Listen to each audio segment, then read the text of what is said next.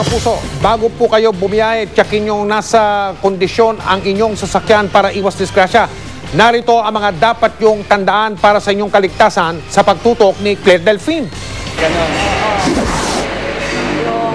Nagiging mas abala ang talyer ni Mang Jojo Vitan kapag ganitong nagkakaroon ng mahabang weekend tulad ngayong palapit ang undas. Marami kasing motorista ang napapacheck up ng kanilang sasakyan bilang paghahanda sa biyaheng probinsya. Bagay na ikinatuwa ni Mang Jojo di lang dahil kumikita siya, kundi dahil yun daw ang tama para sa ligtas na biyahe. Payo niya sa mga motorista, siguraduhin nasa kondisyon ang inyong sasakyan. Uulitin din namin, tandaan ang blow bag o brake, light, oil, water, battery, air, gas. Brake, dapat gumagana ang brake pads at nasa maximum level ang brake fluid. Magdala rin ng ekstrang bote ng brake fluid. Lights, dapat nasa tamang kondisyon, hindi lang ang headlight, kundi ang brake light, signal light at park light. Magdala na rin ng emergency flashlight. Oil, magpa-oil change bago ang biyahe. Magbitbit ng ekstrang 1 litro ng langis. Water, siguraduhin nasa normal na level ang tubig at walang leak ang radiator, gayon din para sa windshield. Battery, dapat bago at malakas. Air o hangin ng gulong. Siguraduhin tama ang air pressure para di malambot at di naman masyadong matigas ang gulong. At gas, dapat may laman ang tangke at gumagana ang gas gauge. Dali nila yung tools nila, di ba? Tools nila. Tapos kung saan sila tatawag, di ba? Kailangan may numero sila. Meron ka ring reserbang susi, di ba? Nasa extra susi sa wallet. Dahil baka mawala yung susi mo.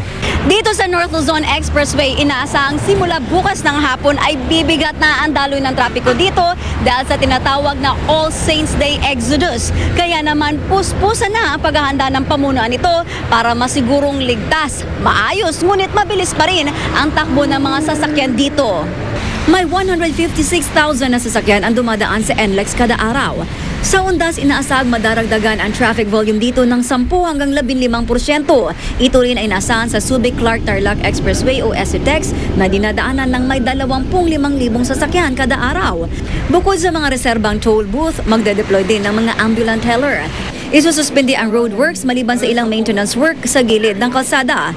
11 patrol vehicle at 3 ambulansya naman ang nakaabang sa kahabaan ng NLEX. Ang expected naming response time ng ambulance pagka dineploy namin kung magkaroon ng aksidente, siguro hindi lalampas ng mga 10 minuto, dapat nandun yun sa pinakamalayong pupuntahan. Mahigpit na paalala nila sa mga biyahero, siguraduhin nasa kondisyon di lang ang sasakyan, maging ang driver. Check-in lang yung sarili nila kung kaya nilang mag-long distance drive. Kasi sa statistika namin, 70% pa rin ang aksidente ay dulot ng human error. Para sa mga tanong at assistance, tumawag sa NLEX hotline 02-580-8910 at SCTEX hotline na 0920-9672839. Claire Delfin, nakatutok 24 oras. Sa bilihan naman ng bulaklak sa Dangwa sa Maynila, nag-umpisa ng dumagsa ang mga mamimili hanggang hindi pa todo-todo ang pagtaas ng mga presyo. Nakatutok si Susan Enriquez.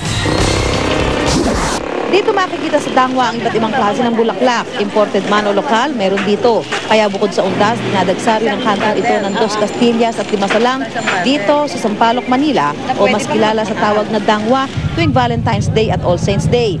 Tulad ng inaasahan, 4 na araw bago mag-undas, dagsa na ang iba't ibang klaseng bulaklak.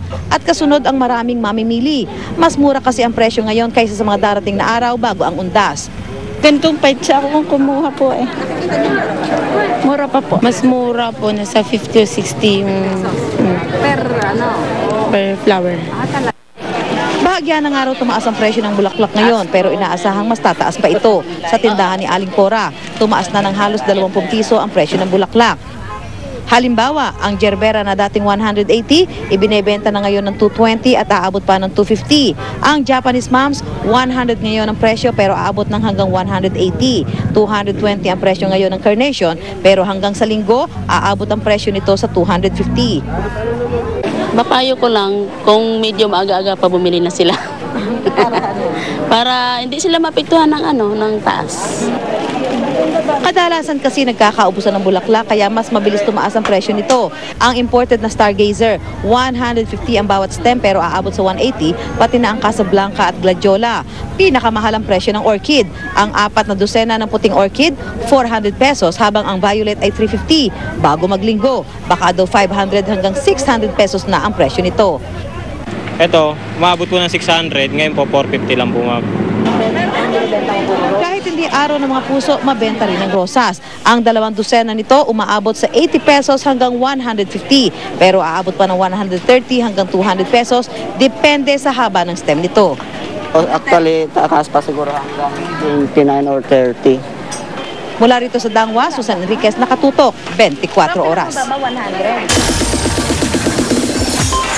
Chika Minute! Kabi-kabila ang mga parangal na natatanggap ng grupong La Diva. Kamusta naman kaya ang love life ng tatlong singer? Alamin yan sa Chika ni Lars Santiago. Magkakasunod ang panalo ng award ng La Diva, isa sa Aliw Awards at isa sa Star Awards for Music. Natutuwa ang tatlong miyembro ng mahusay na trio na sina Jonalyn Viray, Marie Chris Garcia at Aisel Santos na nagbubunga na ang kanilang pagsisikap. Hindi rin po biro yung napagdaanan namin dati na syempre maraming criticisms pero ngayon, katulad nga po sabi nila na nagbunga po yung paghihirap namin. Pwedeng mag-solo ang sinuman kina Jonalyn, Marie Chris at Aisel dahil pare-pareho silang magaling umawit. Pero malayong-malayo raw nilang gawin ito. Masaya kasi sila sa kanilang samahan.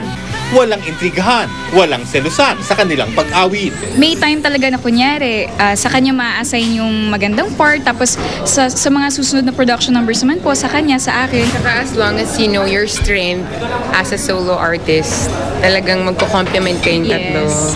Tila naniniwala rin ng tatlong diva na istorbo ang love life sa karir. Kasunduan pag wala love life yung isa, walang love life yung lahat.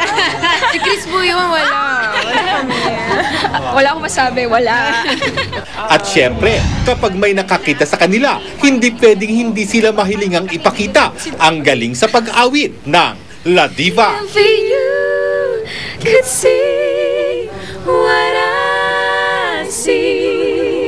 You're the answer to my prayers. Lars Santiago, updated sa Showbiz Happening. Mamaya ang exclusive interview kay Krista Kleiner na malapit ng sumabak sa Miss International Beauty Pageant. Abangan nyo yan. Susunod! Mga aling pulis, roronda bilang tourist police ngayong Undas. Hinihinalang karnaper na iniwan ng kanyang mga kasamahan patay sa barilan sa Quezon City.